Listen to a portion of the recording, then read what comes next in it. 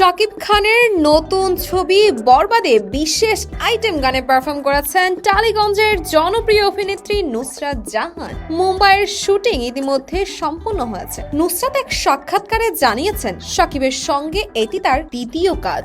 তিনি বলেন, একটি ভালো গানে পারফর্ম করার অভিজ্ঞতা সবসময় অনেক বেশি আনন্দদায়ক। শাকিবের সঙ্গে কাজ করা সবসময় একটু বেশি স্পেশাল। গানটি নিয়ে আরো বিস্তারিত জানতে দর্শকদের একটু অপেক্ষা করতে হবে বলে জানিয়েছেন নুসরাত জাহান। নুসরাত জাহান এর আগে শাকিব খানের সঙ্গে নাকাব ছবিতে অভিনয় করেছিলেন।